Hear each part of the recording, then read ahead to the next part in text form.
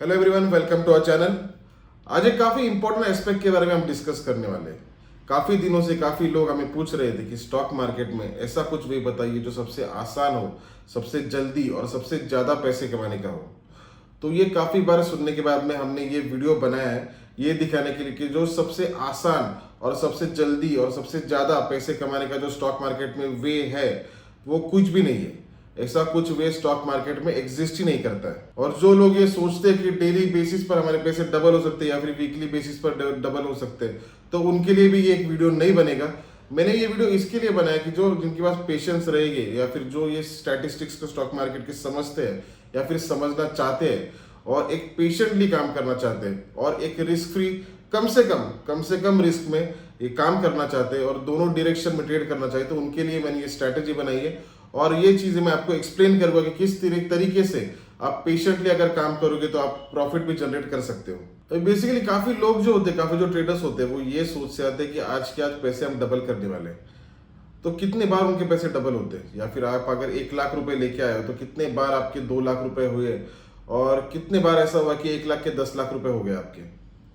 तो आप अगर देखोगे तो काफ़ी लोग ये जो सोचते हैं कि पैसे डबल करने हैं, वो डबल करते करते उनको 3 से 4 साल हो गए होंगे मार्केट में या फिर 2 साल हुए होंगे मार्केट में, और अभी तक पैसे डबल तो नहीं हुए, लेकिन जो पैसे वो लेकर आए थे वो भी मार्केट को दे चुके हैं और जेब से भी और पैसा निकाल के दे चुके हैं और कंसिस्टेंटली वो पैसे देते ही जा रहे हैं।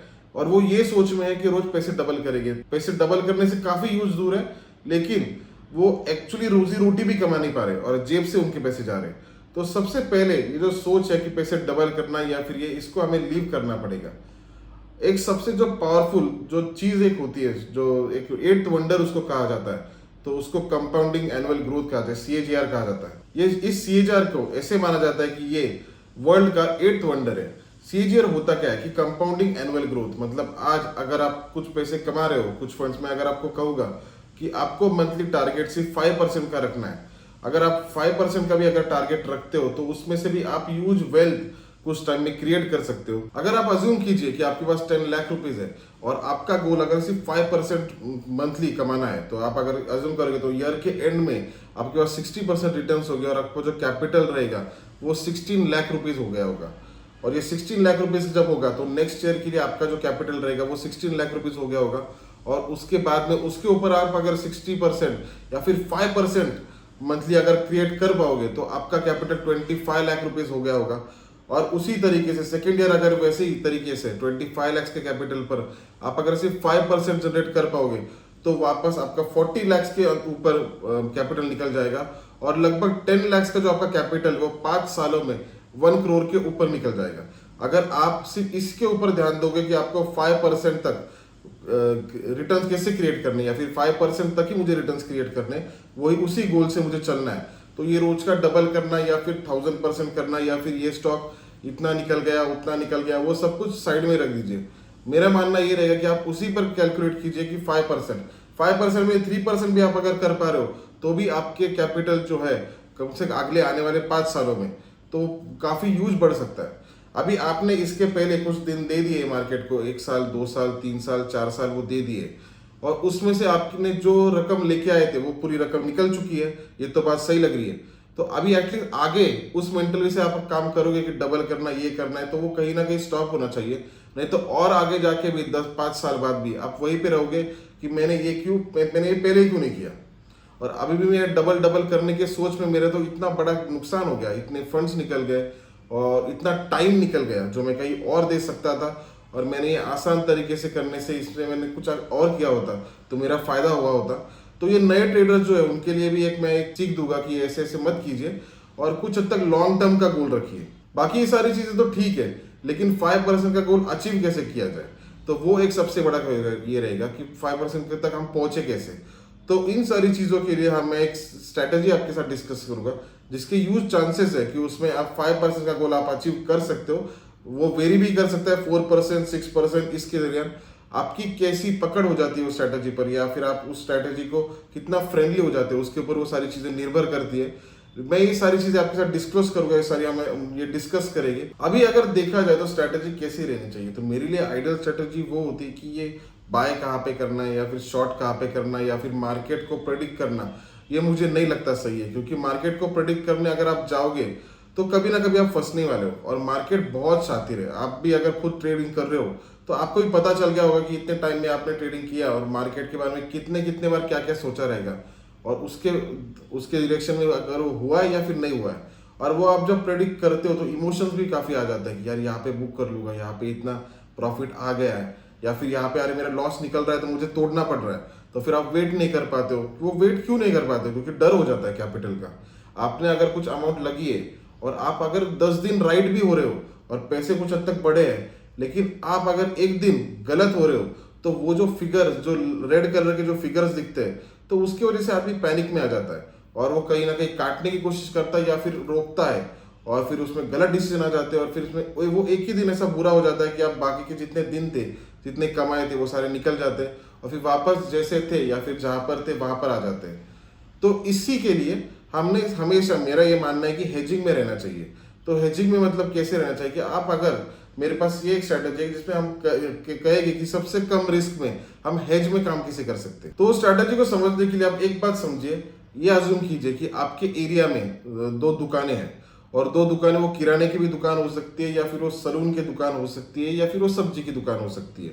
आपके एरिया में अगर 100 लोग हैं और वो 100 लोगों में से अगर 2 सब्जी की दुकान है, तो एक के पास अगर 70 लोग जा रहे हैं और दूसरे के पास अगर 30 ही लोग जा रहे हैं, तो फिर जिसके पास 70 लोग जा रहे हैं तो वो, उसका प्रॉफिट अच्छा होगा, उसका बिजनेस अच्छा होगा। जिसके पास 30 लोग जा रहे हैं तो उसका कैसे होगा? उसका कम होगा।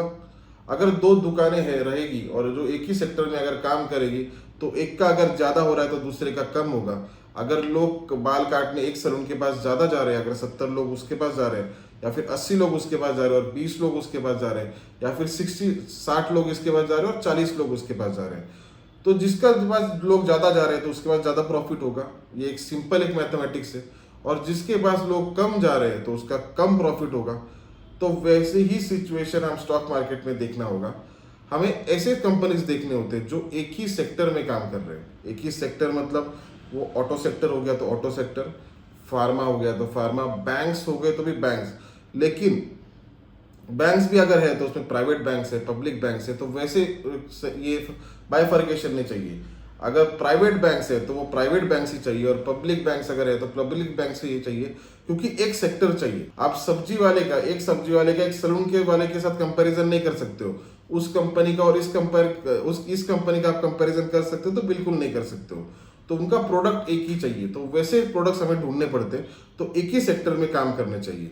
एक ही सेक्टर में, जैसे मैंने आपको एक एग्जांपल दिया कि बैंक्स एक सेक्टर है, लेकिन उसमें भी पब्लिक एक है और प्राइवेट एक है। तो प्राइवेट अगर है तो प्राइवेट की ही बात है, पब्लिक अगर है तो पब्लिक की है। और उसमें आगे बातें बताने से पहले मैं ये कहना चाहूँगा कि अगर आपको ये कंटेंट या फिर ये वैल्यू अच्छी लगती है और अगर आपको ऐसे वीडियोस अगर और चाहिए होंगे तो प्लीज़ इस वीडियो को लाइक कीजिए, ताकि हमें एक मोटिवेशन मिलता है और हमें एक समझता है कि ऐसे वीडियोस और हमने डालने चाहिए। तो वापस हम हमारे टॉपिक पे आएंगे। अगर देखा जाए तो अलग अलग सेक्टर्स है। एक ऑटो सेक्टर हो गया, लेकिन ऑटो सेक्टर में भी एक सेक्टर होता है ऑटो एंसिलरी। ऑटो एंसिलरी मतलब क्या होता है कि जो ऑटो के पार्ट्स जो बनाने वाली कंपनीज होती है तो उनको ऑटो एंसिलरी कहा जाता है। जैसे भारत फोर्जिंग हो गई, मदरसन सुमी हो गई, तो वो ऑटो सेक्टर नहीं है, वो गाड़ियां नहीं बनाते, वो पार्ट्स बनाते हैं। तो वो एक बात अलग हो गई। तो वो भी आपको समझना काफी इंपॉर्टेंट है इस चीज में कि आपको एग्जैक्टली वो सेक्टर में है कि नहीं है। तो ये सारी चीजें होती है। तो इसमें हम क्या कर सकते हैं? इसमें हम ये कर सकते हैं कि मान लीजिए एक ही सेक्टर में 2 कंपनीज है। ऑटो सेक्टर अगर हमने ले लिया तो ऑटो सेक्टर में जो 2 व्हीलर मैन्युफैक्चरिंग की जो कंपनीज है वो टीवीएस मोटर है और बजाज ऑटो है। वो दोनों एक ही सेक्टर में काम करते हैं। तो हमने मान लीजिए अगर हमारे लिए टीवीएस मोटर एक स्ट्रॉन्ग कंपनी है तो हमने टीवीएस मोटर का फ्यूचर बाय कर दिया, और हमारे लिए अगर बजाज ऑटो टीवीएस मोटर के कंपैरिजन में उतनी स्ट्रांग नहीं है तो हमने बजाज ऑटो का फ्यूचर को शॉर्ट कर दिया। तो वैसे सिचुएशंस में क्या होगा कि जब मार्केट ऊपर जाएगा तब स्ट्रांग जो कंपनी रहेगी वो अगर मान लीजिए 4% बढ़ेगी, तो जो उसमें वीक जो कंपनी रहेगी वो 2% बढ़ेगी। तो उसमें आपका जो कंपेरेटिवली जो रहेगा वो 2% का प्रॉफिट रहेगा। और उसी तरीके से अगर मार्केट नीचे गिरता है तो जो वीक कंपनी रहेगी वो 4% 5% तक गिरेगी, और जो अच्छी कंपनी रहेगी वो इतनी नीचे फॉल नहीं होगी। वो अगर 2% पर होगी तो उस सिनेरियो में भी आपको 3% तक का उसमें फायदा हो सकता है। अगर एक कंपनी एक ही सेक्टर में अगर अच्छी परफॉर्म कर रही है और दूसरी कंपनी अगर उसकी तरीके से उसके कंपैरिजन में अगर उतनी कंपेयर अगर या फिर उतनी नहीं बढ़ रही है, तो उसमें प्राइस एक्शन कैसे मूवमेंट होगा? तो उसमें प्राइस एक्शन ऐसे ही होगा ना कि अगर मार्केट बुलिश जाएगा तो जो अच्छी कंपनी है वो कितने परसेंट बढ़ेगी? तो मान लीजिए अच्छी कंपनी पर ज़्यादा फेथ लोगों का होता है कि ये कंपनी अच्छी है, ये कंपनी परफॉर्म करेगी, ये कंपनी आगे ग्रोथ हो सकती है, तो वो हमेशा अगर आप देखोगे तो 2 से 2.5 से 3% तक बढ़ेगी। और उसी सिचुएशन में अगर मार्केट ग्रीन है और मार्केट ऊपर निकल रहा है तो उससे जो कम बेहतर कंपनी या फिर बुरी कंपनी या फिर कुछ हद तक उसके कंपैरिजन में उतनी ना अच्छी कंपनी जो रहेगी वो उस सिचुएशन में सिर्फ 1% बढ़ेगी। तो अच्छी कंपनी 3% बढ़ चुकी है और जो दूसरी जो कंपनी 1% बढ़ी है, तो उस सिचुएशन में आपको 2% का प्रॉफिट आपको दिख रहा है यहाँ पे कि 2% का प्रॉफिट होने के उसके चांसेस आ गए। उसी सेम सिचुएशन में आप एक ऑब्जर्व अगर करोगे कि मार्केट जब नीचे गिरता है या फिर बड़े बड़े फॉल्स जब मार्केट में होते हैं, तो आपने कभी देखा है कि मार्केट में जब सबसे बड़े बड़े जब फॉल्स होते हैं तो बड़ी बड़ी कंपनीज जो है वो साफ हो जाती है? ऐसा कभी नहीं होता है। बड़े बड़े कंपनी में फॉल हो सकता है लेकिन ऐसा नहीं होता है। जैसे स्मॉल कैप की कंपनीज होती है, कभी कभी मार्केट में वो उठी जाती है, या फिर कुछ कुछ मिड कैप की कंपनी होती है कि उसमें 15-20% 30% तक उसमें फॉल्स, क्या 30% तक का फॉल रिलायंस में हमें दिख सकता है, या फिर HDFC बैंक, या फिर आपको उसमें कभी वनडे में अपने उतना कभी दिख सकता है? तो कभी नहीं दिख सकता, या फिर उसकी प्रोबेबिलिटी ना के बराबर ही है। लेकिन स्मॉल कैप या ऐसी कंपनीज में काफ़ी बड़ी रिस्क होती है, तो वो कभी कभी अगर पूरा मार्केट रहा तो वो काफ़ी यूज भी फॉल हो जाती है। तो सेम सिचुएशन में अगर एक सेक्टर में उसके कंपैरिजन में दूसरी कंपनी अगर है नॉट दैट गुड कंपनी या फिर not so good company as compare to the best one, अगर एक जो कंपनी वो काफ़ी अच्छी है, जो हमने एग्जांपल दिया था, तो फॉलिंग मार्केट में क्या होता है कि लोगों का अच्छी कंपनी पर विश्वास होता है कि नहीं ये इतनी नहीं गिरेगी या फिर ये रिकवर कर देगी, तो वो अगर फॉलिंग मार्केट में गिरेगी या नहीं गिरेगी, तो ऑफकोर्स वो भी गिरेगी, लेकिन वो कितनी गिरेगी? तो वो 2% तक गिरेगी। और जो खराब कंपनी जो रहेगी तो वो उसके कंपैरिजन में 4% 5% तक गिरेगी। तो उसमें उस सिचुएशन में आपके लिए क्या होगा कि उसमें भी आपको 2% to 3% का हेज में आपको प्रॉफिट होने के चांसेस हो गए। मतलब अपर साइड में भी आपको 2 to 3% तक का आपको उसमें प्रॉफिट हो सकता है, और डाउनवर्ड साइड में भी अगर देखा जाए तो उसमें 2 to 3% तक का फॉल में भी आपको उसमें गेन हो सकता है। तो आप उसमें उस सिचुएशन में मार्केट रिलेटेड काम नहीं कर रहे हो कि मतलब ऐसे नहीं है कि आपको ये मार्केट पर ऐसा अगर होगा ऊपर जाएगा या फिर नीचे जाएगा, या फिर मार्केट को हमेशा ट्रैक करना पड़ेगा। और अनसर्टन अगर मार्केट ऊपर भी शूट हो गया तो भी आपको कुछ दिक्कत नहीं, आपका ट्रेड हेज में रहेगा। मार्केट अगर बहुत नीचे भी गिर गया तो भी आपको बहुत ज़्यादा दिक्कत नहीं, क्योंकि आपका ट्रेड हेज में हो सकता रहेगा। तो आपको उस सिचुएशन में आप डर नहीं लगेगा, या फिर आपके फंड्स कुछ हद तक सेफ रह सकते हैं और कुछ हद तक प्रोटेक्टेड भी रह सकते हैं। तो वैसी सिचुएशन में आपको, मुझे ऐसे लगता है कि हमें काम करना चाहिए। तो ये जो सिचुएशन होती है, तो ऐसे सिचुएशन में क्या रिस्क बिल्कुल नहीं है? तो ये है, ऑफकोर्स है। अगर हमने एक ट्रेड बाय किया है अब और उसके बारे में अगर उस स्टॉक के बारे में ही पर्टिकुलर अगर न्यूज़ आती है, अगर वो सेक्टर के बारे में न्यूज़ अगर आती है, तो भी हमें उसमें बहुत ज़्यादा रिस्क नहीं है।